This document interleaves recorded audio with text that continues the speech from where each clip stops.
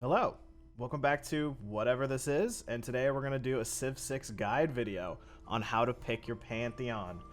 Now, this guide is going to be basically for single player, for multiplayer, any difficulty. I typically try to stay on the higher difficulties like Emperor, Immortal, and up. I'm not like a super godlike deity player. I have gotten wins on deity, but that's not usually how I prefer to play. And I do play a lot of multiplayer too, so I feel like I've got a lot of good experience in this game that I could help with. So, just jumping straight into it, picking your Pantheon. This is something that whenever I have friends that are new to the game, they never really know where to start with this. I never feel like they're making the right decision, so I wanted to give a quick guide. And when it comes to your Pantheon, basically you want to think about it from the perspective of, do you want this to A, help you with a religion-based game, B, want to give you just a bonus to everything else you're going to be doing throughout the game, or C, do you want it to be based on your land? Because those are kind of the three categories of Pantheons from what I've seen. All three of them are really good. Generally, you can't really go wrong with picking a Pantheon, but there are some that are stronger than others. So I'm just gonna go through them all and break down kind of when you want to use them. Starting with Dance of the Aurora,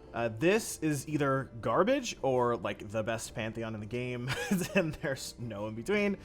This is gonna be really strong on civs like Canada, Russia, civs that generally have a start bias to starting in the tundra. What it does is it gives you, if you're placing down a holy site and you place it next to a tundra tile, it gives you a +1 adjacency bonus. So what makes that so good with civs like Russia and Canada is they spawn in the tundra typically. So if you place a holy site down in a sea of tundra, it's gonna be guaranteed +6, +7. If there's mountains, +8. If there's wonders, go to +10. Like, you get some crazy adjacencies with this, and that is very helpful. It makes your holy sites amazing. But what makes this even stronger is, let's say you're playing Russia, you put down your holy site, it's a +7, right? That is very good. But once you get your religion, if you specifically pick work ethic as your main belief, what this means is now you have +7 faith from that holy site, but also +7 production from that holy site. And if you put in the policy card that gives you double adjacency bonuses, that means you have +14 production from one holy site, which can completely turn a garbage city into an insane city super quickly. So Dance of the Aurora, if you have a bunch of tundra, is a great choice. Basically, Desert Folklore is the same exact thing, except with desert. So you're going to be wanting to pick this with the Mali, with Nubia, just any desert civ. A civ that has a spawn bias towards the desert. Same exact thing. You could do the work ethic strat. It's fantastic. But even if you don't go work ethic, just having super strong holy sites is always a good thing, especially if you're going religion, which is what you want to do. Next up, we have Sacred Path, which does the same thing as the previous two, but with Rainforest. This one is a little harder to get use of because not a ton of civs have a jungle bias.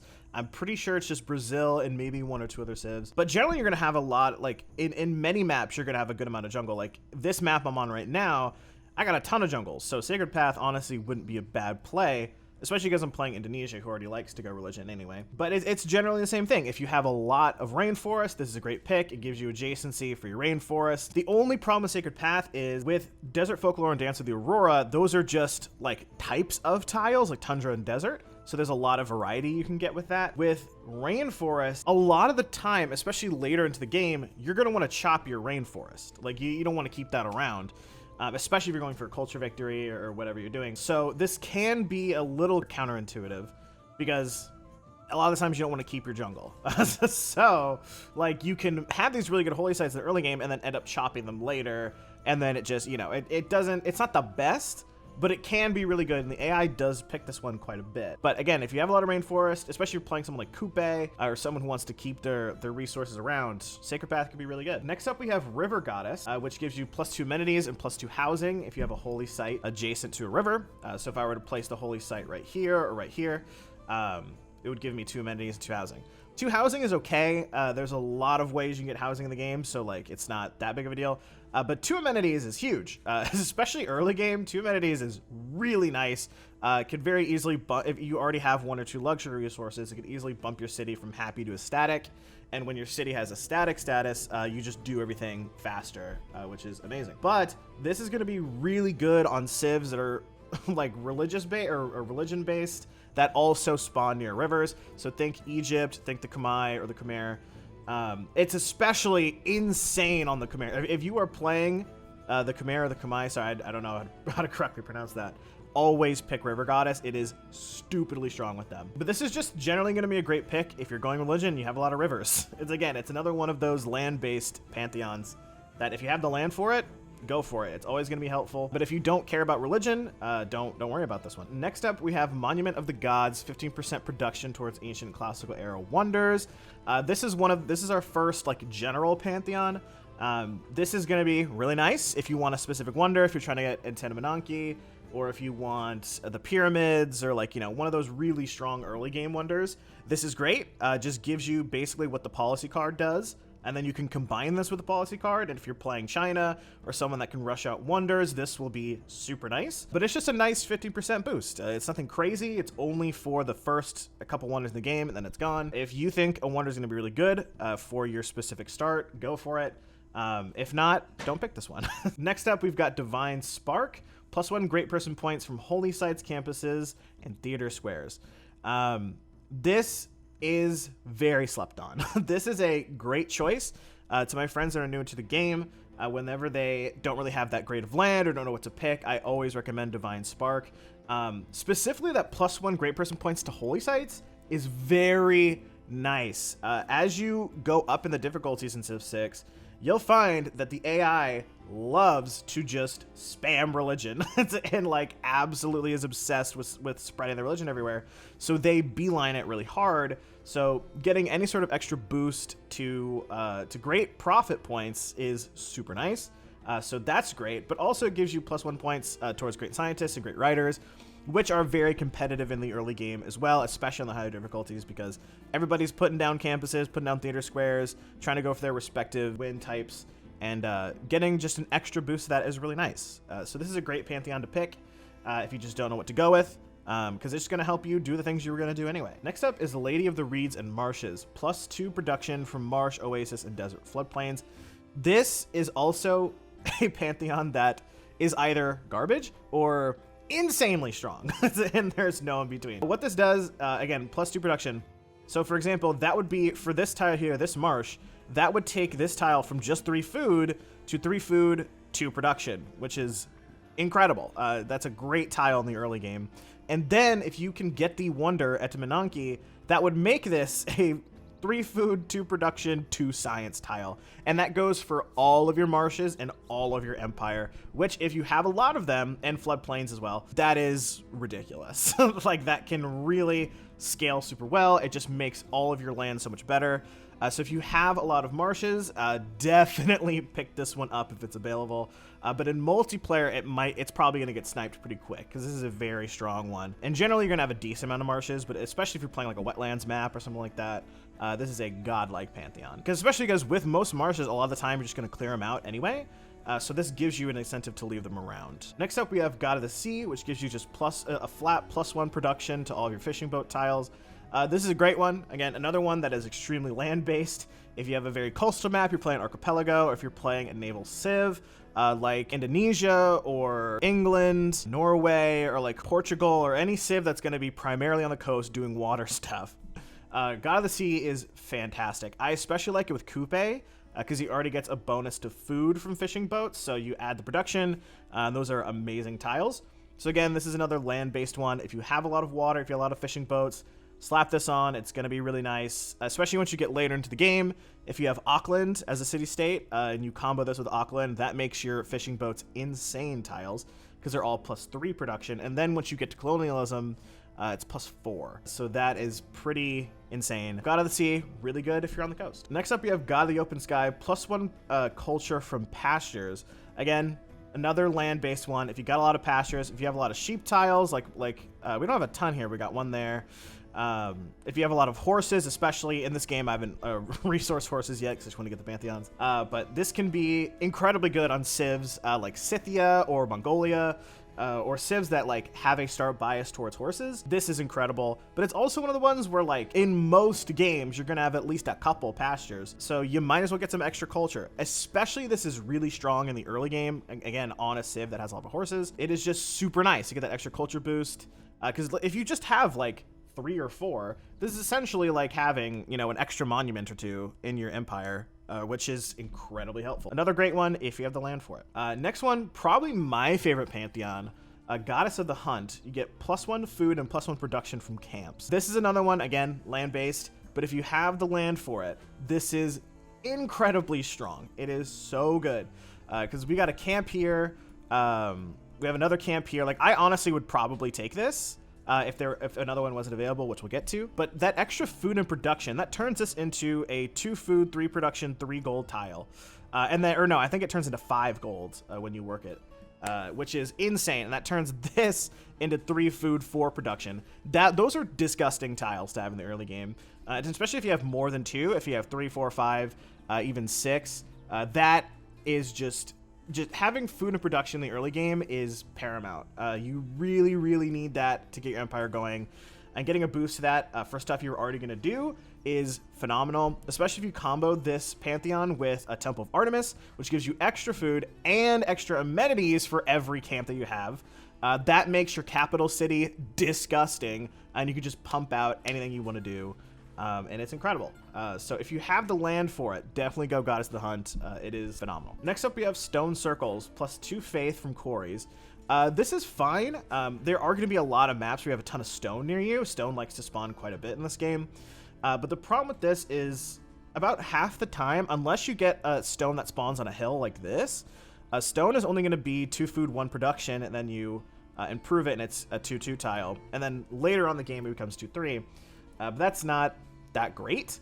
Honestly, a lot of the times you'd rather harvest it just to get the boost of production, especially if you have a few in your capital and you want to harvest them out to chop out a wonder or something like that. I personally am not the biggest fan of stone circles because I don't like to keep my stone around that much. But if you're someone that does like to keep it and just have the extra production for the game, or if you just have like a ton of stone near you, having faith is always really nice. One thing that I try to tell my friends that are new to this game is that even if you're not going for a religious victory, having faith is so nice in this game. Faith is extremely strong in Civ 6 after all the DLCs have come out because of the era score system. If you get a golden age and you get the monumentality ability, you want as much faith as possible, because monumentality lets you buy builders, trade routes, settlers with faith, which is insanely strong because monumentality is in the early game. It's in the first 3 eras, I believe. Any extra faith you can get is incredibly strong. And then later on into the game, once you have your government building down and you can build the Grandmaster's Chapel, which lets you build military land units out of faith, which is also incredibly strong because then you don't have to worry about production. You can just sim city and then just be spamming out military units with your faith. So any sort of Pantheon that gives you extra faith is really nice. Especially when it's +2 as opposed to +1.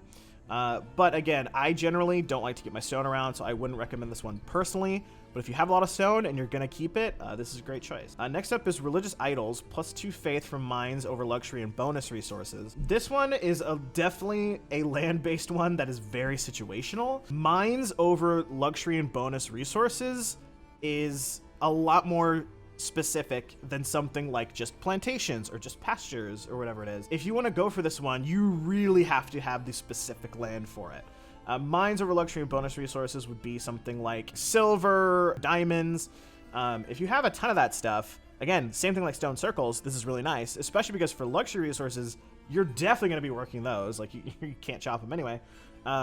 So this is a little bit, this is kind of just a more specific stone circles, but it could work out. Again, if you have the land for it and you want the extra faith, it's not a bad option. Next up, we have God of the Craftsmen, +1 production and +1 faith from improved strategic resources. This is easily one of the strongest Pantheons in the game.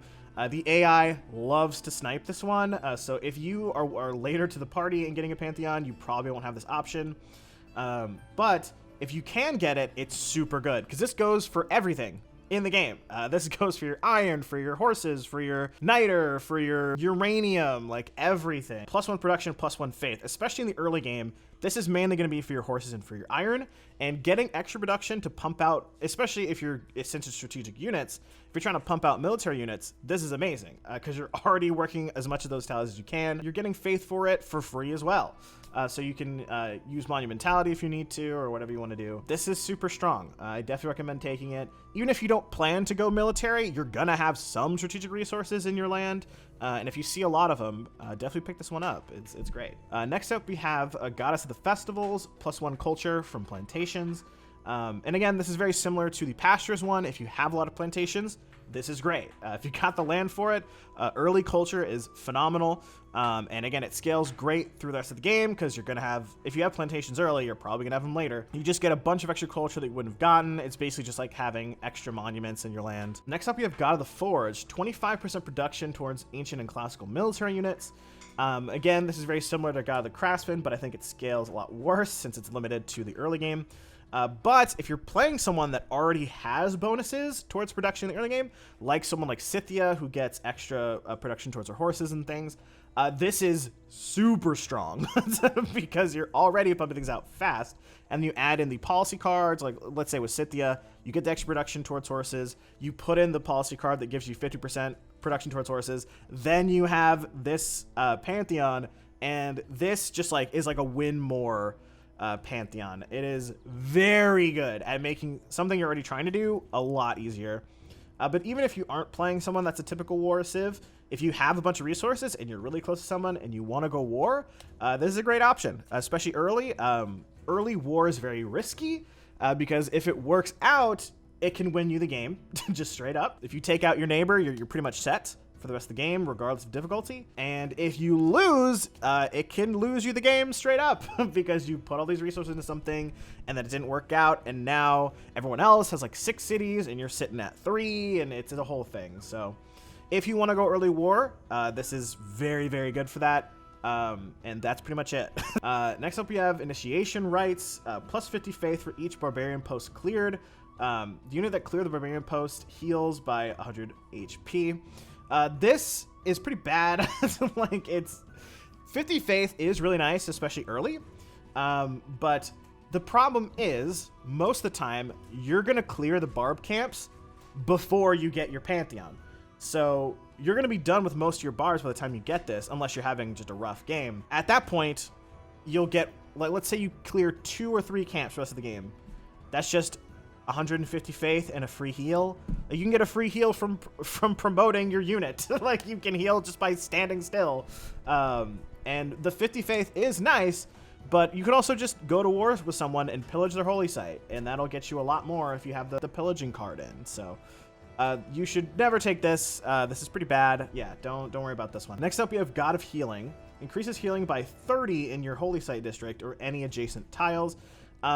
This is a pretty powerful effect, but the problem is, you know what's better than healing super quickly is just winning the war and like not having units take a lot of damage because you timed your push right. So like, yes, the healing is great. You shouldn't be needing to mass heal your units, you know what I mean? Or like heal them super quickly. In a pinch, like if you get surprised war on, this could be super helpful. But again, if you got surprised war on, you're gonna need a lot of things, not just a little healing boost. So compared to the other Pantheons, this is pretty weak. But if you want to have like a fun game where like you have basically like a pit stop that you could use your holy sites on and just heal and run out, go for it. But it's definitely pretty weak compared to the rest of the Pantheons for sure. Next up, we have God of War. Bonus faith equal to 50% of strength of each combat unit killed within 8 tiles of a holy site district. This is basically what Tamar's just civ ability is, which is fine. It's a lot better for Tamar because, again, this would be really good if you didn't have a Pantheon because you can kill a couple barbs early and then boom, get your Pantheon super quick. But why would you want this after you have it? Again, if you want just like chunks of faith, you can just pillage tiles. Like it's just a lot easier. You can get a lot more faith that way by using the Total War card and the one that comes earlier. Kind of no reason to pick this. But if you want to, and you just want, if you're planning on just slamming units into people, don't let me stop you. Have your fun. But I can't recommend this one personally. Next up, we have Fertility Rites. When chosen, receive a builder in your capital. City growth is 10% higher. The city growth is fine. City growth isn't nearly as important in this game as it was in Civ 5. But what's really nice about this is just a free builder, honestly. This is another Pantheon where in any game, you could justify taking this. Not having to spend the 5, 6, 7, 8, you know, however many turns, depending on what speed you're on, to build a builder is really nice. I wouldn't super recommend this one just because you can get lucky and find a builder in a tribal hut. So that kind of negates the whole point of this, where why would you spend your whole Pantheon on something that you can find just by chance, or you could just buy with gold, or you can steal from a city-state if you really want to, or maybe get lucky with a barb worker running around. So it's not the strongest Pantheon, but if a lot of the good ones are taken and you don't know what to choose and you're playing multiplayer and you're running out of time, this is a solid one. Just get the free builder. The extra city growth is nice, especially if you combo that with Hanging Gardens.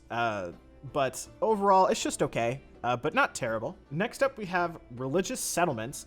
When chosen, receive a settler in your capital, border expansion rate 15% faster. This is the best Pantheon in the game. It's a surprise. Turns out in a game like Civ 6, where settling as many cities as possible is the best strat, getting a free settler is incredibly strong. So because of that, Religious Settlements is almost never going to be available for you unless you're playing Indonesia, or you find a relic within the first couple turns, or you meet multiple city or religious city-states first, or just some kind of circumstance where you're getting absurd faith really early. No, you are never going to get this. The AI will always pick this first because it's the best one. And you're playing multiplayer, unless the person who got first Pantheon is like Russia and they went Dance of the Aurora. They're going to pick this first. This is the best Pantheon in the game. It is invaluable how nice it is to have an extra settler from the get-go. Because since you're getting first Pantheon, you're going to get that within the first 10 turns, 15 turns of the game. Especially if you've already built a settler, boom, you get a third one. Now you have 3 cities when everyone else has, if they're lucky, 2. That's insane. That sets you up for the rest of the game. It is incredible. Always pick this if it's available. Next up, we have City Patron Goddess. 25% production towards districts and cities without a specialty district. This is just really nice. This is a super nice bonus. Again, any sort of production bonus is incredible, especially early. And at some point, every city you settle is not going to have a district. So just getting that flat 25% boost is really nice, especially if you combo that with Liang, who gives you a 20% boost to district building, and if you're playing like Nubia, who automatically gets a boost, or Hungary, who gets a boost if they're building on a river. This can get really nice to where you're building your first district in like 3 or 4 turns every time, which is great.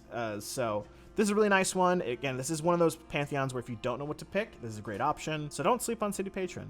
Next up, we have Earth Goddess, which gives you +1 faith from tiles with breathtaking appeal. This is one that a lot of new players struggle with and don't like typically understand, so I'm gonna break this down real quick. So if you click on the lenses here, you can pull up appeal, and it shows you what kind of appeal your empire has.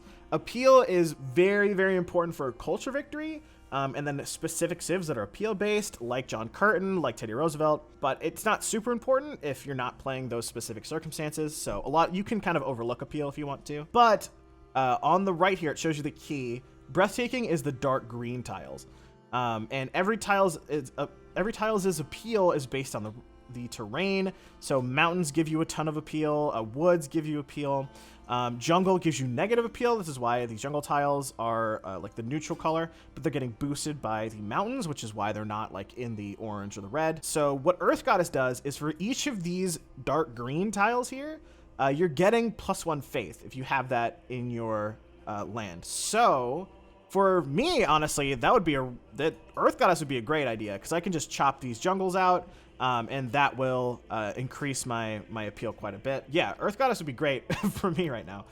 But again, this is another land-based Pantheon. Definitely, like if it's available, check your land. If you have really good appeal, take this, because having just extra faith throughout the entire game, just for existing, is super nice. You don't have to build anything, you have to do anything.